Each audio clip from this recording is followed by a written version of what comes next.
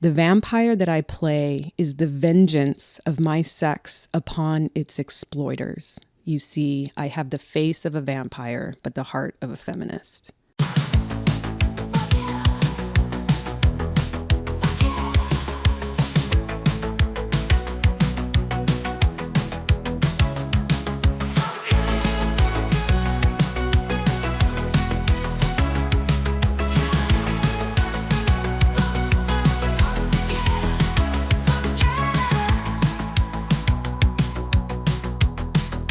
Hello and welcome to Fuck Yeah, the podcast where we say fuck yeah to subverting feminine tropes. I am one of your hosts, Sarah Tomchesson, and I am joined by my very Mad Max, in a good way, inspired co-host, Robin. Hey, Robin. What's up?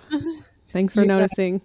you're giving me some Furiosa vibes. I appreciate that. I'm kind of always going for that. So, but today I put on a little bit of oomph because I've been actually like kind of, I guess technically depressed the past couple of weeks, and I haven't been out a lot or seen a lot of people. And after doing this research and stuff that we're going to get into, I don't know. I just felt like my vamp vibes. It'd be nice to like put on a face a little bit. Bring them out. Yeah. Bring out the mystique a bit. I'm like the exact opposite right now. So, y'all go and join our Patreon if you want to see Robin's Furiosa look and my COVID moo. Yeah, can we just point out that you're actively having COVID and have been for at least a week now and still showed up, and here you are doing the thing? Yeah. I'm on day 8 and my household is on week 2. So it's just like never ending. So It was like, well, yeah, we could push our recording, but there's no guarantee I'm ever getting better. It may never get better. That's the lesson here. It might not ever. No, I'm sure it's going to get better. It's going to get better. It's just this strain of COVID is no joke, y'all. The boosters are available now. Go get them, because this shit has kicked my ass. Like, I have no taste, no smell. I've never been this sick in my adult life since I stopped smoking. Wow. Yeah. I'm sorry to hear Anyways, less about me. What's giving you a fuck yeah? Oh my God. So I started a little company called Savoir Faire, like Sapphic Savoir Faire, but Savoir Faire. And we're making, crafty, witchy things. And I am starting a candle line, like a prayer candle, blessing candle, spell witchy candle thing. And I'm doing all of the colors of the rainbow. And I'm picking different iconic feminists and queers from basically the modernist era, like the 50s, between the 1880s, basically, and the 1950s is kind of my time span that I'm working with. And I started with black is the first candle that we've just released because it's my favorite color. Black is my favorite color of the rainbow. It is. It's really just the absence of a rainbow, you know. But it's partly because someone that I have been obsessed with her, imagery since I was, a high schooler, and I can see the tail of Wilder swishing around. I don't think I've told anybody on the podcast that we got a dog this summer, and he's just the cutest. He's like a little Muppet, a curly Muppet. He is here, but I'm trying to get him. He's like, I don't understand how to get on the arm of your desk chair. What are you trying to get me? He's like, you're talking. You want my attention.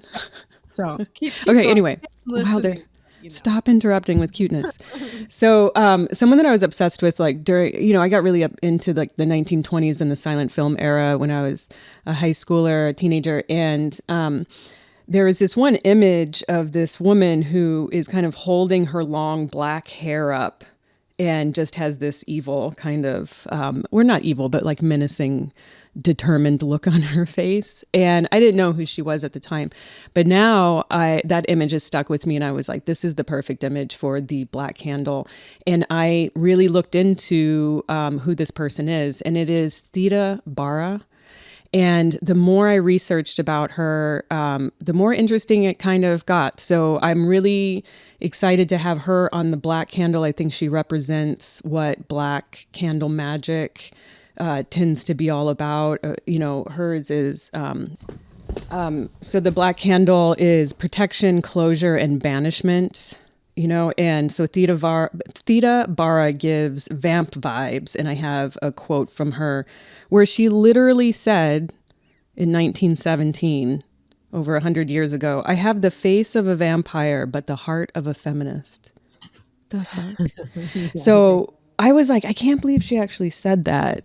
And I wasn't even really sure like when the term feminist came about, but it was actually, I think it's a French word, and it was like 1850s, 1860s that word started being used. So I had no idea about that.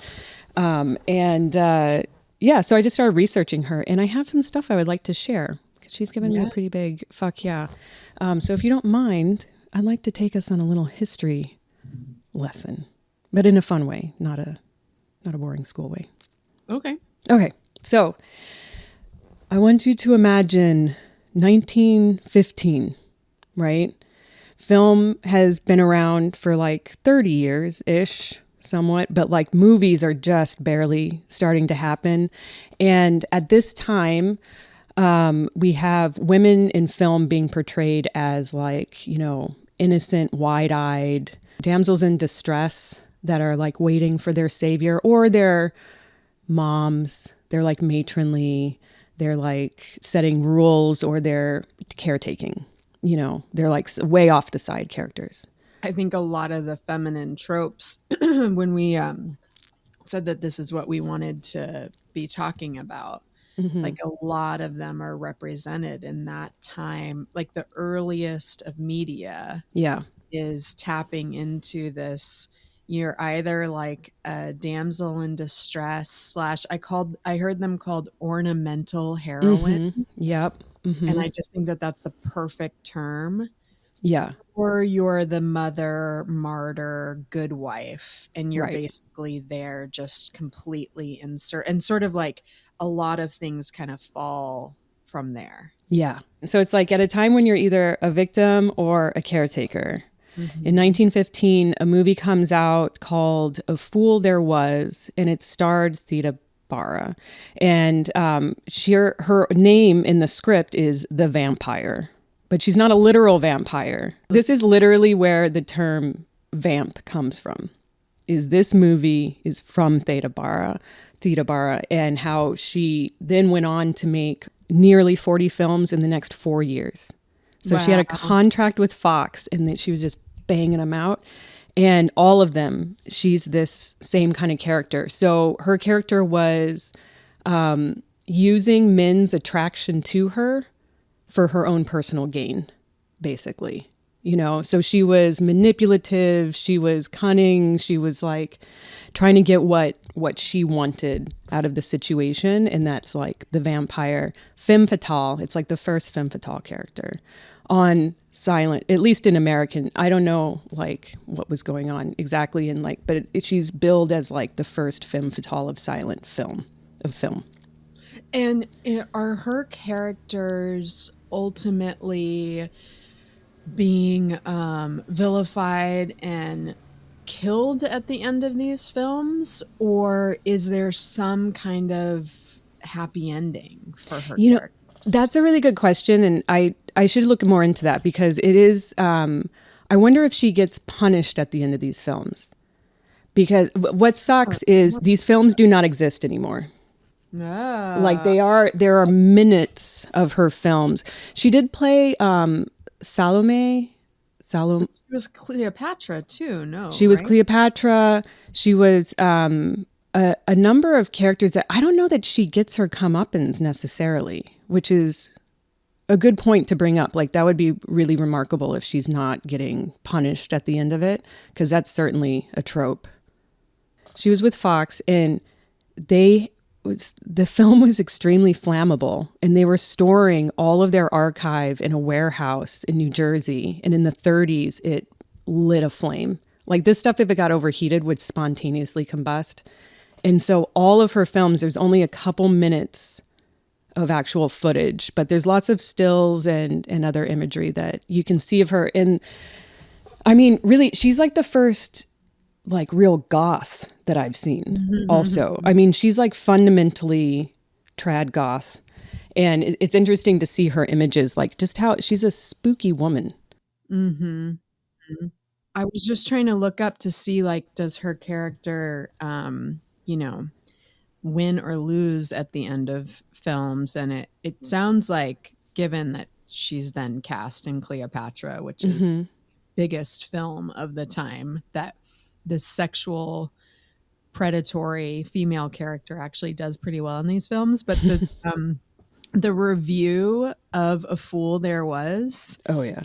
says the most fascinating though revolting female character ever created. Yeah.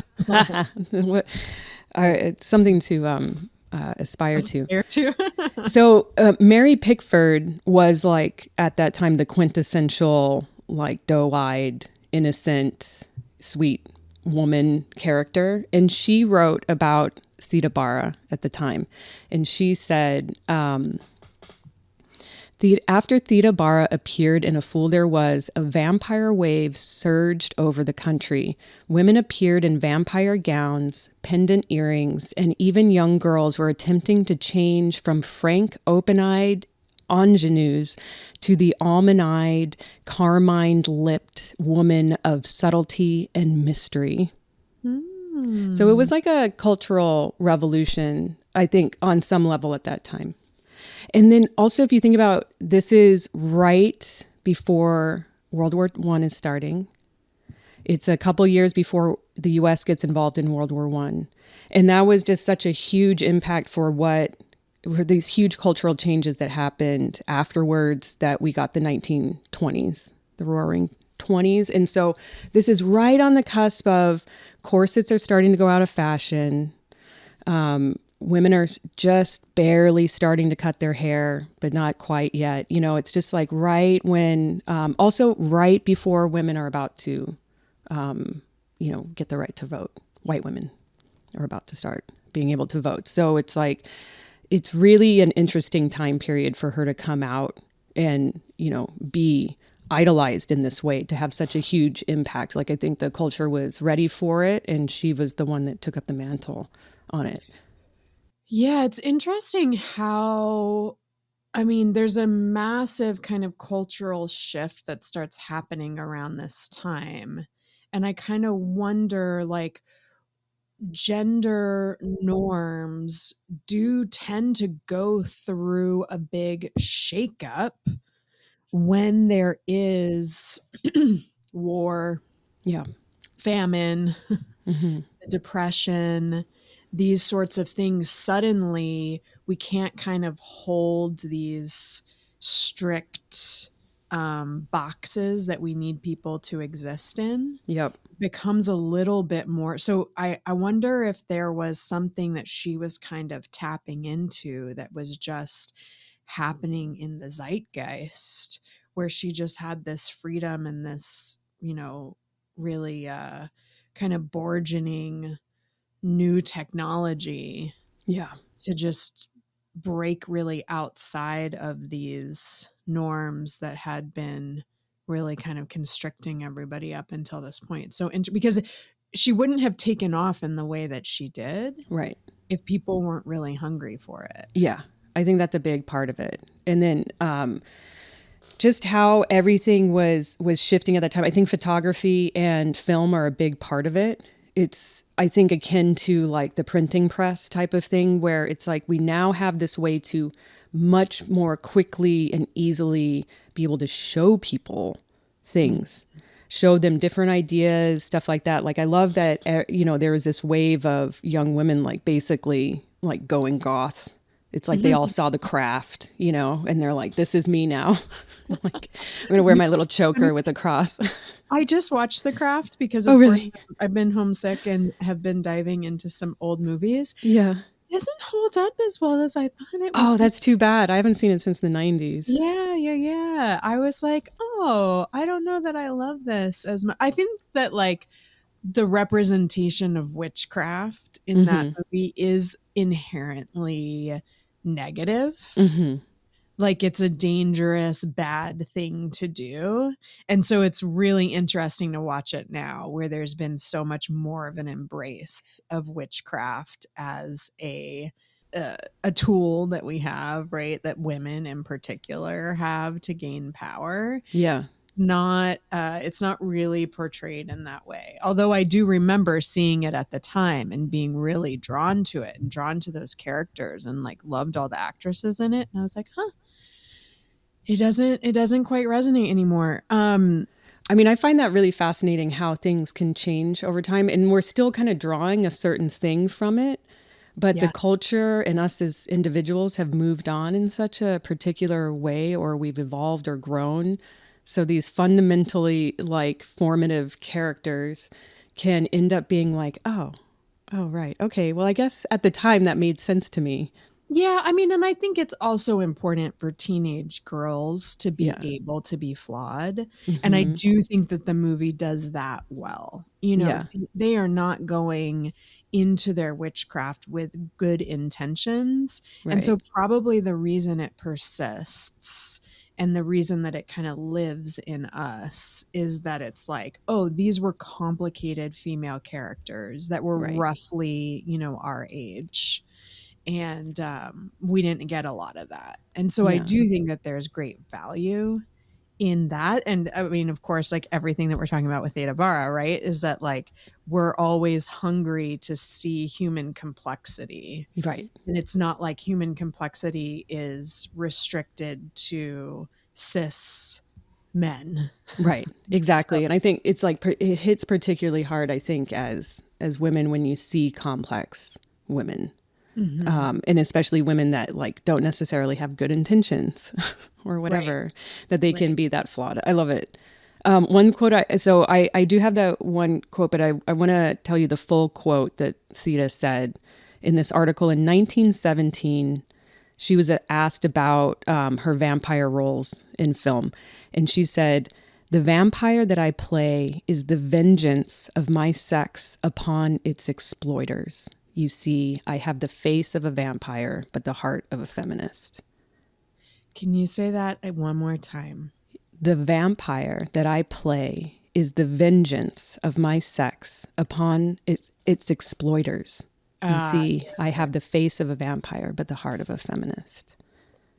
Oh, it's so interesting because we are interviewing Tina Horn in a couple weeks Mm-hmm. in her new book, Why Are People Into That? A Cultural Investigation of Kink. And I read a chapter right before we started recording today. Mm-hmm. And it's very much about, well, the chapter is about financial domination and sex work in general as like kind of an evening of the oppressive system that we exist in. And it's like Theta Bara is way ahead of her time So in far ahead terms of the of, time. It drives me crazy that just over 100 years ago, this was what she was publicly saying. It's very, I mean, especially like as we've gone through so many layers of like, for a long time, you couldn't say that you were a feminist, mm, publicly in that way. And still, I mean, she was the top ranking film star for about 4 years, you know, and it's just, I don't know, it's really fascinating to me. I love her so much. So, at any rate, I think she's just like the perfect person to have on this Black Candle. And we have a bunch of other ones coming out. I'm working on Gladys Bentley for the White Candle. She's like legendary butch Harlem Renaissance musician. And she would wear these white suits. And so I'm putting her on white. She's the inspiring kind of glowing beacon of just different expressions, butch, legendary butch. But anyway, it's on the sapphirefair.com/Theta Bara but website. more importantly, go check out Robin's candles because I have seen many iterations of these candles. They are incredible. There is a really cool ritual that comes with them. I think that they're a beautiful expression of your creativity, Thank you. and they are really beautifully made. Thank you. I appreciate that. Yeah. I am so excited that they're finally coming out into the world. Yeah, finally. It's hard to get to birth something. It takes a long time. Yeah, yeah. When you said that you wanted to talk about Theta Bara, I was pulling together a few things that we have talked about in past episodes that I think really relate to the theme. And then there's this meme that has been coming up for me, and I have literally seen it like 10 times in the last week. And I'm curious if it has also passed through your algorithm, Yeah. which is the quote about spinsters. Have Oh, you seen this? I don't think so. So weavers were Mm. called spinsters, Mm-hmm. and they were some of the only financially independent women That's right. of their time. Yeah. And so, isn't it interesting how we now use the term spinster Mm-hmm. to mean essentially a woman that has no value because she has aged and Right. is not married and does not have children? Yeah. When in fact, what the term was for was to describe financially independent women who had a really well honed skill Mm-hmm. and therefore were able to take care of themselves. And so that got me thinking about, all of the feminine tropes, and that we have a new one now that has come out of this election cycle Oh, I and that know what you're gonna I say. love so much, and that I think is also kind of indicative of this like transformational time that you're describing that Theta Bara comes out of. Mm-hmm. And we're sort of in that moment again where gender is a huge moral panic. Mm-hmm. There is this clinging to normative gender roles that is coming out of a lot of political discussions. And, gender in general is just being politicized. Right. And then in walks the critique, the nasty comments about Mm-hmm. childless cat ladies Mm. not having as much of a stake. That there are this is a JD Vance quote from a Joe Rogan interview, I guess in like 2021 or something, and he is talking about how the country is run by childless cat ladies who have no stake in the future of the nation because they don't have children. And I mean, first of all, wouldn't it be great if the Wouldn't it nation be was great? run by childless cat ladies? But the way that it has now been subverted into a badge of honor, Mm-hmm. I think is such a fun moment that is happening right now. What are your thoughts on this? No, I love it. I love it. I think like I wouldn't be surprised if some of the stuff against Theta Bara and calling her a vamp might have been like negative, Yeah, of But course. it's all about the perspective that you're taking. Like in some ways I dream about being a childless cat lady because of some of the choices I've made. Love my children, love them very much, but sometimes it's a lot. But I think it's like it represents where they think women are going wrong, but they're actually achievements for women.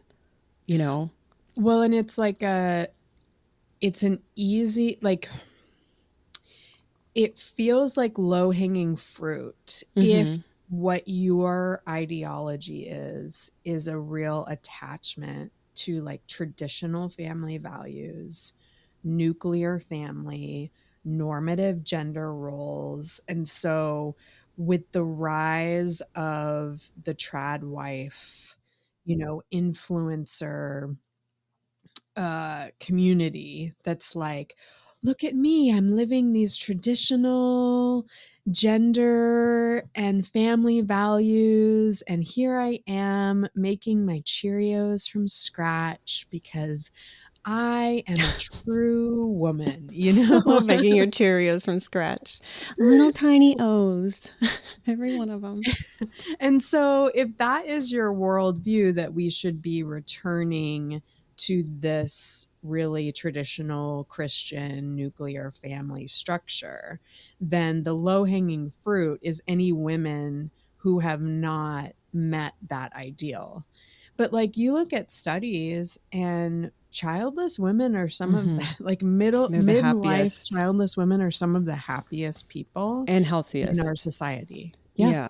Yeah. And I think it all goes to a much larger thing that's happening is well, first of all, traditional, like the nuclear family, is not a very long tradition. It's a made up thing from the late 1940s of all these GIs coming back and them, trying to set up like the stay at home mom. And also, it's a very like, white thing. Like, oh, women shouldn't be, and whatever, like people are thinking like women's work is and or shouldn't be working or they are working, all of this stuff. But I think it comes down to a big thing that's going on right now where the population is starting to decrease in a number of countries, including the US, which I'm like, fucking thank God, Right. or thank Goddess, because it's like, I remember my mom talking about in the 60s and 70s, it was a huge deal, like overpopulation, overpopulation. Everybody was freaked out about it. And now we are billions and billions more people than at that time. But all of a sudden, it's like, oh, we have to worry about population growth. And it all ties into like, okay, population growth is necessary to keep profits going and going and going. Like, I just think it's such a capitalist type of thing that ends up trickling down. We're worried about population growth. We're going to get, rid of like all of these, abortion rights, birth control. We're going to emphasize the traditional family. We're going to shame women for not having children, shame them for not being in relationships with men.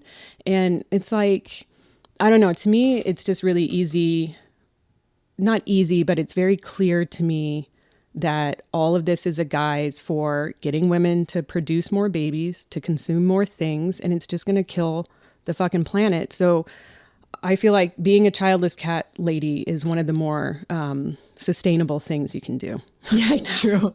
true. I will say though, I think that it's a ruse, this idea of like the return to traditional family values as a way of addressing our decreasing population. Mm, I think that ultimately the goal is to dominate women, hmm. trans people, queer people, people of color, to keep us in a supremacy system Right, so that the concentration of power stays with white men. right. I don't actually know where I was going with that next, You but got your COVID fog. I do have I'm having a funny experience the last couple weeks as I've been sick. We talked about, gosh, I can't remember exactly when. Maybe it was season 2.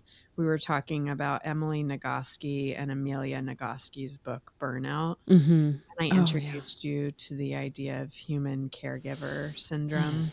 So Yeah, we've got that human beings and human caregivers, that shook me, that conversation. That was like a formative, like I tell people about that all the time.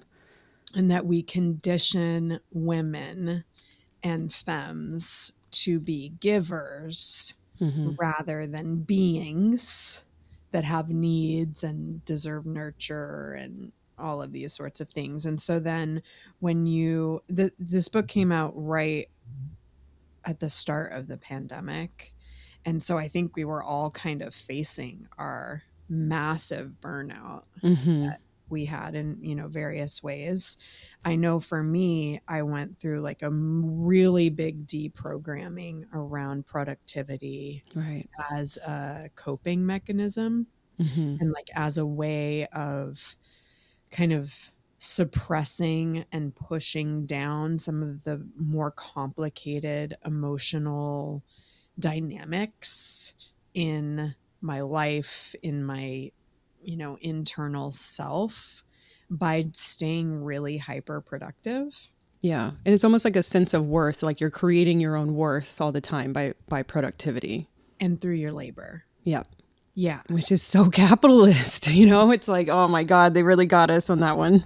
Yes, yes. Like there was a major deprogramming around capitalism and just my own participation in it, Mm-hmm. or just like, I guess, core belief in it, because Right. truly, not ideologically feeling like I was 100% aligned with capitalism, but realizing that the way that I was living my life was very beholden to this capitalist premise that being productive, being able to labor through any conditions Mm-hmm.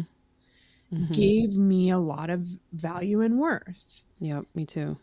And I think even as I had Ruby and became a parent, like I feel like you were way better at sort of like deprogramming from work culture and resetting priorities. Whereas like I was really attached to this kind of superwoman, Wonder Woman type identity of like, I can do it all, I can have it all.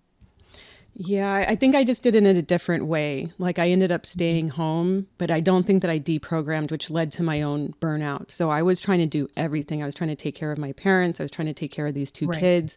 And it just was like, and I was still in that mentality of like, I am as good as I'm able to show up and do things for other Mm-hmm. people. And For it, others. and I am still recovering from that burnout. You know, Yeah. like I still don't know which way is up really, Yeah. you know, but please, yeah. So I think we just did it in different kind of ways. Yeah, yeah, yeah. That's interesting. Well, I noticed these last 2 weeks that I think something has really fundamentally shifted in my psyche, Mm. because Ruby came home with COVID first. We all fell like dominoes. um, and, my old way of being is to try to do it all. Right. And I think I'm always going to lean a little bit on that side of the spectrum, right? Like I didn't let everything fall off when Ruby was homesick, but I felt really present with the caretaking needs in my household. I felt, whereas in the past, if something slowed me down, even if it was my child, there's like a little bit of resentment there. Yeah. It's Yeah. kind of like underneath everything, or a real feeling of distraction, I should say, is the Right. overwhelming feeling that I Like you're have getting of pulled away from what you're supposed to be doing. what I'm supposed to be doing. Right. And I didn't let everything fall by the wayside, but I felt really present in like what Ruby needed and felt so grateful for the time. And I still feel that way. I actually like Ruby's with my co-parent right now, and I kind of like miss having them here now that I'm really sick, Yeah. because it felt like I was really fueled during that week by just like, this is what is in front of us right now. We are hunkering down and we are going to just like have a lot of nurture in this house. It's a little bit harder for me to do it now that it's just, me and Andrea who are Mm-hmm. homesick. And Ruby kept feeling it was back to school week, and like they were falling behind and feeling really distracted by like what they were missing at school. Yeah. And so we had and Ruby has anxiety, so like a lot of like, I haven't taken all my tests that I'm supposed to take about, so like trying to allow space for that, and then also trying to introduce the idea that there was value in how we were spending our time. Yeah. So asking questions like, is there anything we can be grateful for right now? And like I just kept feeling and voicing how grateful I was for the time with Ruby. I'm like, this is bonus time that we get to spend together. It's not exactly how we would choose to spend it, but I feel really full and nourished Oh. and appreciative of having this time where we get to just rewatch some silly movies and, you know, eat all the popsicles. You're like, let's watch The Craft Yeah. and read about deconstructing from capitalism. That'll be nice. That'll make So you feel I just better. like I had this kind of moment where at the same time that I'm like, no one should have traditional family values pushed on them and no one should be a caregiver who doesn't want to be, but then also being really happy in my caregiving role. Yeah, well, I think it sounds like you were able to approach it from a more authentic place than from a this is you have a vagina, so take care of this baby. Right. You know? Right. And probably some of those skills are really well developed. You know, that is a really well developed muscle for me. Like Andrea Yeah. definitely is like, I don't understand how you do all the things that you do when you're sick. And I think it is from just, you know, that programming and that experience of being someone who really leans on the caregiver side of things. Yeah. I have something that's kind of the opposite side of that coin Sure. that's happening right now with me and the boys where like so you know, I'm having to put up a lot of boundaries with them around my work time because I used to, you know, have all of my time devoted to them. And I do also think I would be interested to hear what you think about this from your perspective Mhm. of, you know, with Ruby and everything. But I have this feeling that it's kind of like as the birthing parent, like I was born, they were born, you know, A connected to profesh. me Yes. in a certain way, you know, in that, and I don't mean this is like universal or that if you're not a birthing parent, you're not connected or anything.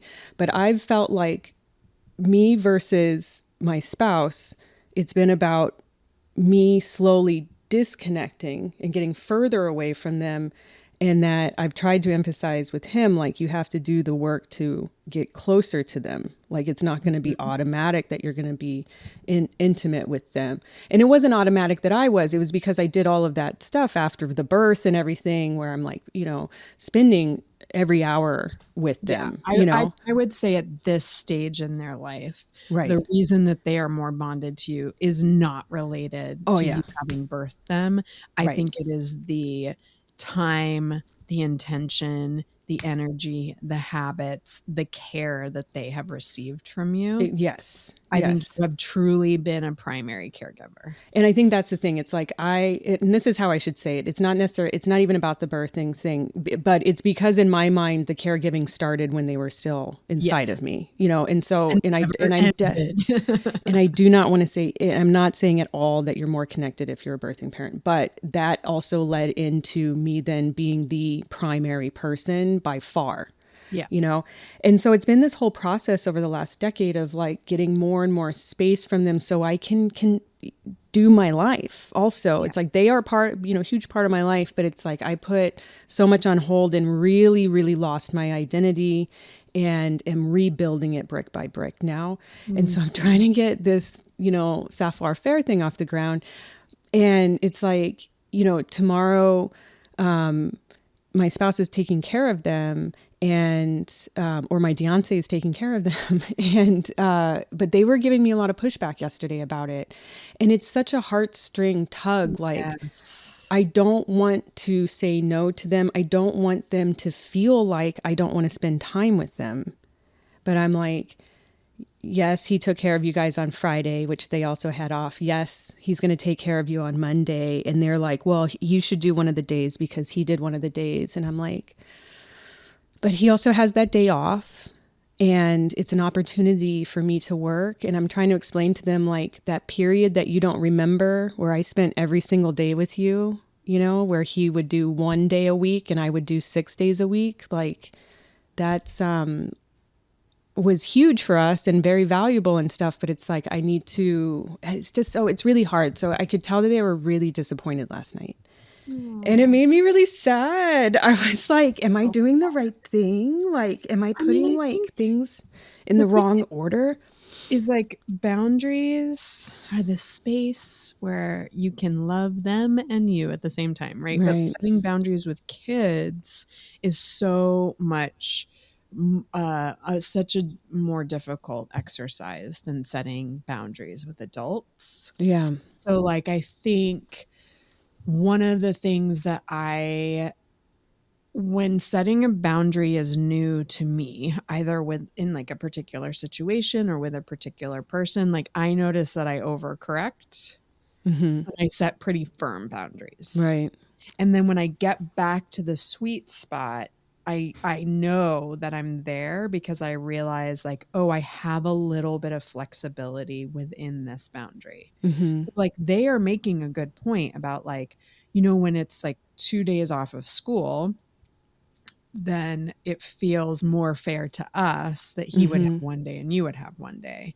And so I think what you're going to have to figure out is like, where is that sweet spot for you where you can feel grounded and confident in how you're setting the boundaries? Mm-hmm. Because they will be able to adjust, because it's not like, you're saying I'm moving across the country and you're not going to see me in 6 months. Like Right. that would be an extreme break in the connection and would be really disruptive for them. But Yeah. them having a little bit of discomfort is okay. Yeah. But I think it is going to be kind of a matter of like making sure that you feel like you can actually inhabit your full container, Mm-hmm.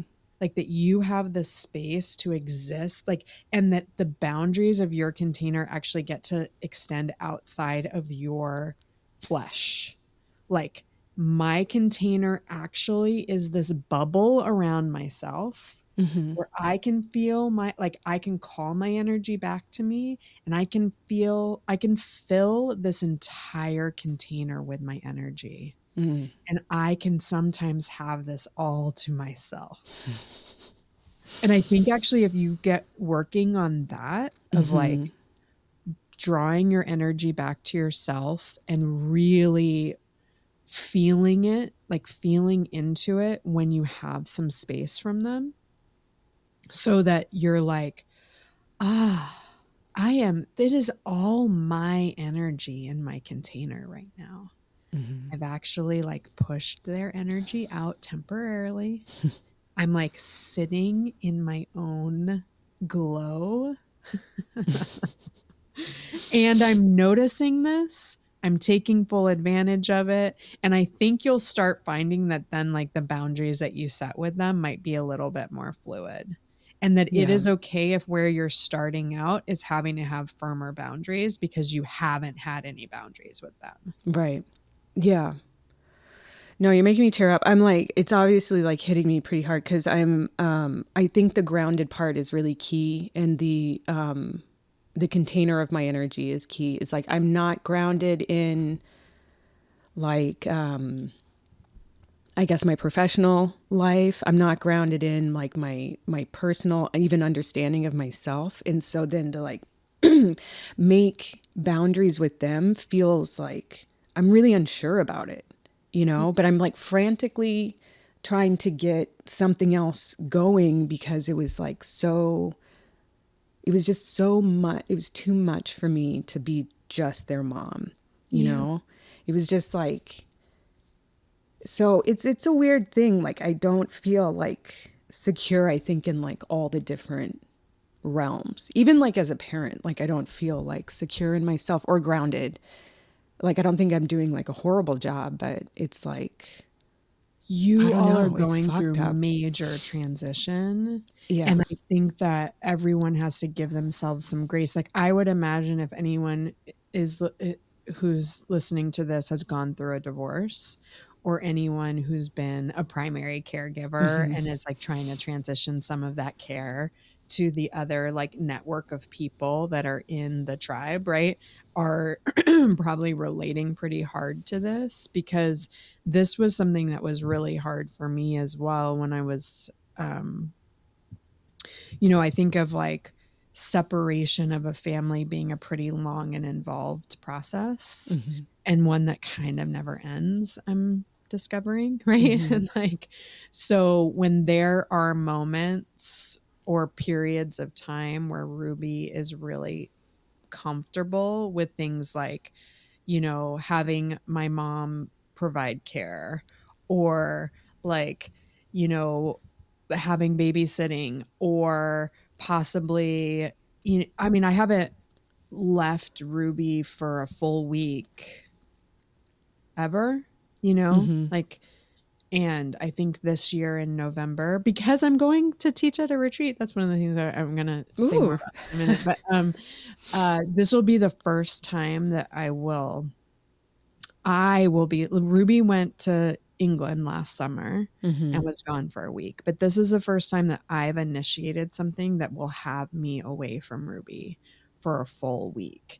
And Mm-hmm. it has really taken these 7 years, right, of Right. being separated to feel very confident that we are in a place where Ruby will understand that, be able to handle it, and actually be supportive. Right. So I think that, like, it is when I was in the earlier stages of a separation, it was much more challenging for me to set boundaries that were really rooted in either my career or my personal life or those sorts of things. Like, even, like if I went on a date, like I remember once I had my mom babysitting Ruby and I went on a date. Mm-hmm. I was a fucking mess. Yeah. Just like a fucking wreck. Like, I shouldn't have done it. It wasn't worth it because I couldn't energetically be there. But Right. like, you kind of tell yourself like, no, this is good for me. Like, I need to like get out into the world and do these things and whatever. So you're just in a huge transitional phase Yeah. with your family. And so to feel a little spread thin and like no real part of yourself is fully nurtured right now Mm-hmm. is probably exactly where you should be. Yeah. No, it all makes sense because I forget all of that is going on because it's been going on for a long time and it's kind of Yeah. like in a limbo right now. And there's also the thing that I'm truly just like, we'll see if I'm able to do it is like after so many years of not like being responsible for the bills, earning the monetary income. I'm like, and also having had such a major like nervous breakdown and burnout, plus deconstructing compet, capitalism, white supremacy, and patriarchy. It's like, I don't know how to be in the world. I don't know how I'm going to make the money in order to exist in the life that I would like to exist in, you know? And so I'm kind of just being like, all right, I'm going to try to do the thing that is my dream. And hopefully it's going to start making me some money by the time I need to like really, be out on my own again, This is going to and sound it's super scary. cheesy, but the thing that you're going to have to start saying instead of hopefully it's going to make me the money is, I'm doing the thing. I am Right. taking the steps because this is going to give me the life that I envision for myself. Yeah. Like, these have to be some serious affirmative, like, you have got to get into some manifesting language no matter how anyone Mm. feels about that. It's just like it shifts your energy around Right, it. right, right. Yeah. And that's what you've got it like. And that I think also goes back to the grounding of like, you call your energy back to yourself. You call all of your resources back. Like, every time you sit down to do some work, you set an intention and you like send some gratitude out to those boys for being okay existing in like the front house while you're doing it, Right. and then all of a sudden, like, the energy that you're putting into that task is not clouded by that like mom guilt feeling, Yeah. right? Yeah. And I think also, like, something you were saying about deprogramming from compulsory heteronormativity and the patriarchy and all these things, it totally takes us back to like the political discourse right now, Yeah. and like, the childless cat ladies and why we think they're so awesome and why they're so threatening to the Mm-hmm. patriarchy, right, is because it is actually way easier to live in those boxes. Like, society says, hey, here's a way to live. And actually, we're going to like make it easier for you to live this way. We're actually going to structure tax law so that it benefits this, type of way of living. We're going to, orient so many things in terms of what is socially acceptable around this one way of living because it benefits capitalism, and it's just like easier to have the fucking blueprint laid out for you, right? And be like, oh, I guess I can live within And that. I would say they're incentivizing, not making it easier, because then it's fucking hard to actually, Yes. because there's not many resources at all outside of having lots of money to be able to raise your child. There's not much like childcare community and resources around that sort of thing. So really, I wonder if they're just I mean, I guess Absolutely. it's just a monetary incentive that then like just pushes you to have to make more and more money. It's fucking capitalism. Mhm. Anyway. Oh my God, Sarah, like I did not expect to hit like such a strong chord. I am like barely keeping it together. Like I think this is like really hitting it on the head for me as far as like I needed to process this. I appreciate you like being my Mm. therapist guru in your COVID den over there. You're like, you need to ground yourself. I'm like, all right, I forgot. I am Yeah, sweating through my moo right now, but aside from that, like I think like getting into a conversation that isn't just about like, okay, what form of right. liquid should I have right now and what old movie haven't I rewatched? Oh my goodness. So, what's this retreat you have? I Yes, okay. So Yes. this is my fuck yeah, which is at around my birthday. I always set intentions for the year ahead, but I also just started on a big I guess personal growth journey this year where I was doing a lot of meditation and being more intentional about um Mm-hmm. my energy and my vision for the coming years. And I got coaching and did all these things. And one of the things I put out there that I really wanted to do this year was a retreat. And 2 weeks ago, April and Amy from the Shameless Sex Mm. podcast reached out and said, hey, would you like to join us at our couples retreat? It's going to be November 11th through the 17th. I'm going to be a co-facilitator of this couples retreat. We're going to do some fun Ooh. stuff with Magic Wand.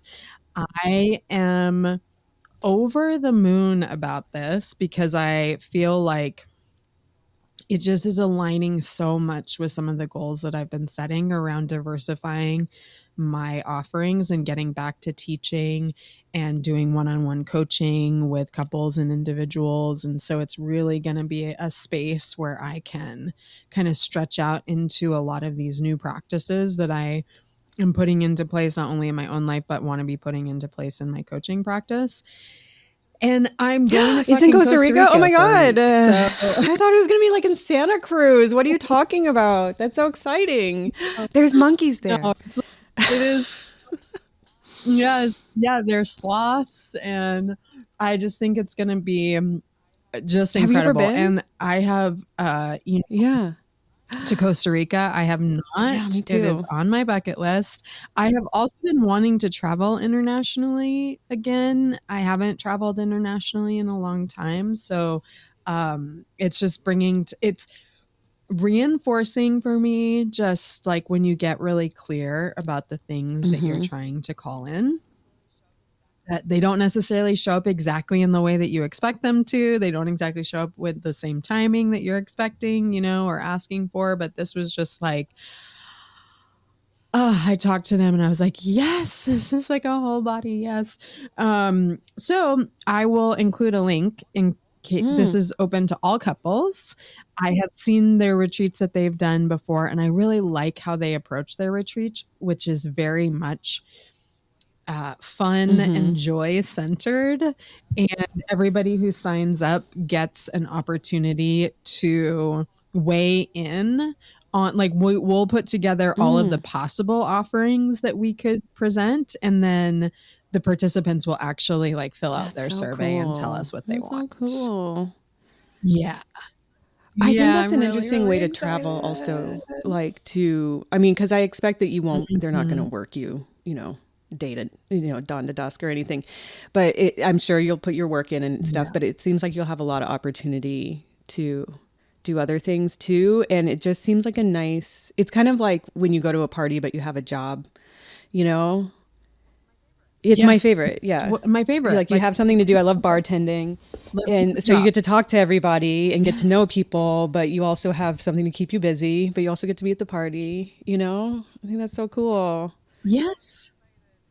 No, I'm excited, and I love Yeah, they're them so great. so Take pictures of monkeys for much. me. I love They're monkeys. Little hands. Yes. Yes. Yeah. So, I'm really excited. I'm already kind of scheming about the offerings I wanna bring to the retreat, and I agree with you that for me, I think all of the events that I've participated in and curated over the years, like, it always feels like Yes. I'm getting something in return for the Yeah. effort that's being put out. And so I think it's gonna be a really nice balance of both, like a lot Yeah. of giving A and lot like this receiving. podcast and a lot like teaching in general. Like there's always things that you learn from it and then you get from the people that you're instructing. But then also Costa Rica, that sounds so cool. Also, when you I'm go so south, the jet excited. lag is different, right? Like, because you're only a couple time zones I'm off, gonna right? be Yeah, I was surprised that the travel isn't as bad as I was expecting it to be.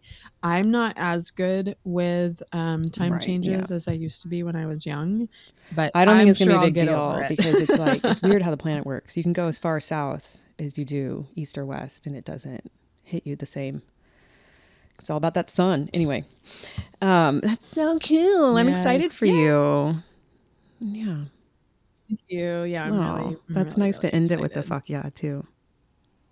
And also, we do have guests Yeah, coming up, but we're easing into we it. do. But we have Tina Yeah. Horns coming up, Davi Al Shai is coming up, and lots of other fun people on the list and everything. But it has been really nice, like talking one on one, and I feel like seriously better. Like I didn't realize there was Yes. such a weight on me, but I think you hit it on the head. It's like I have defeatist language around it, and and I'm not grounded in like my kind of truest desires and self and everything.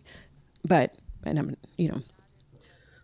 Well, and that is what is problematic about, human caregiver mentality, is when it is pushed on you and you feel like you are supposed to right. give all of yourself to this cause of raising your kids or caring for an elder parent or, your man child's husband. I'm not saying that that's your situation, but like this is Just kind of resonates, how that's it's all. structured, right? That like we're supposed to get into these roles where then it is your identity comes from doing that Yeah. work for other people. It's, you know, it's a really valiant place to put your effort, and you do it day in and day out with your kids. And deprogramming from it and finding yourself within it, I just think is such a common experience that Yeah. primary caregivers have, Yeah. particularly Totally. Should we mothers. add that segment at Yeah, so if you're curious what we are talking about, maybe we can edit that segment from that episode and release it later this week. yeah, a little mini episode. Yeah. Yeah, Just a yeah. little human caregiver taste. Yeah, a little reading from the book Burnout, which was Yum. so meaningful to both of us. Oh, it's so And also just so cool that Emily Nagoski, who is the premier sex researcher, worked on this book with her twin sister good. about something totally unrelated. Yeah. and yet equally impactful for me. Well, and do you think in her latest book, what's the latest book called?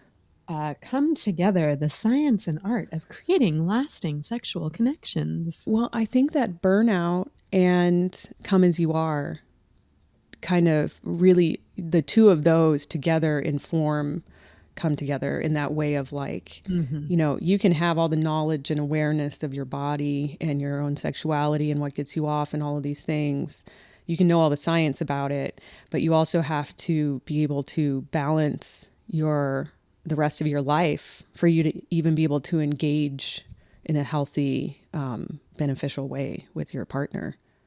Yeah, yeah. I think her body of work in general does so much for illuminating context. But like a lot of information that we receive around sexuality, mental health, quote unquote, wellness Mm-hmm. is really in a vacuum. Mm-hmm. And her research brings the context in Yeah. and says, actually, guess what?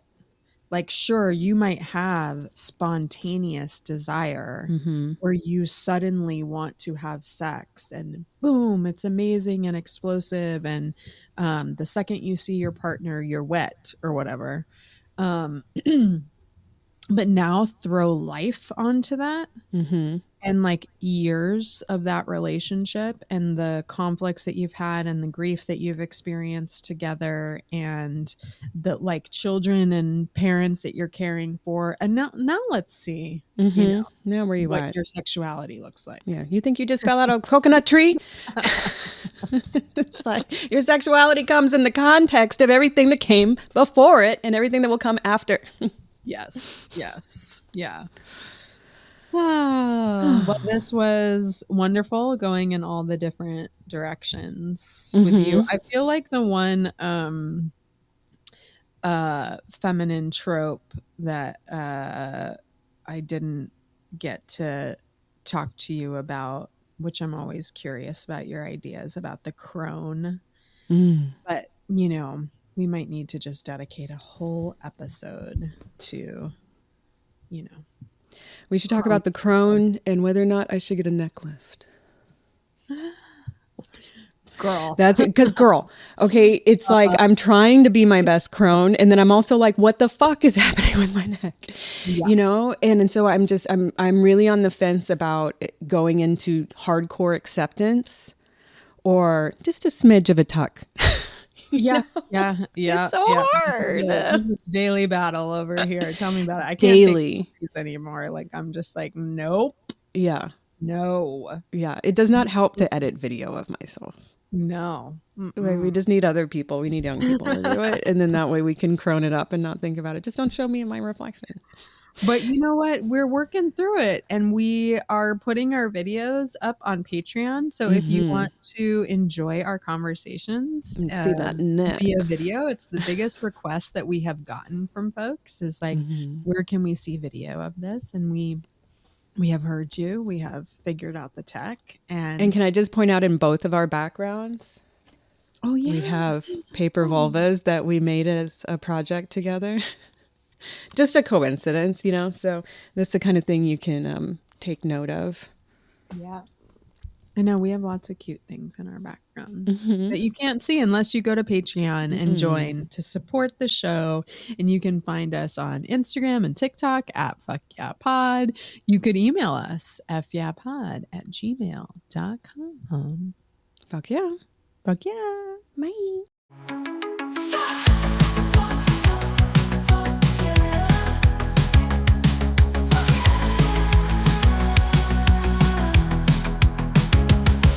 Thank you for tuning in to Fiercely Independent Media. Fuck Yeah Podcast is hosted, edited, and produced by Robin Jennings and Sarah Tom Chesson, also known as my mom. Theme music by Suno AI. Your support means a lot. You can give to the show and receive perks at patreon.com/fuckyeahpod. You can also rate and review the show or share it with a friend. You can reach us at fyapod@gmail.com. Bye for now.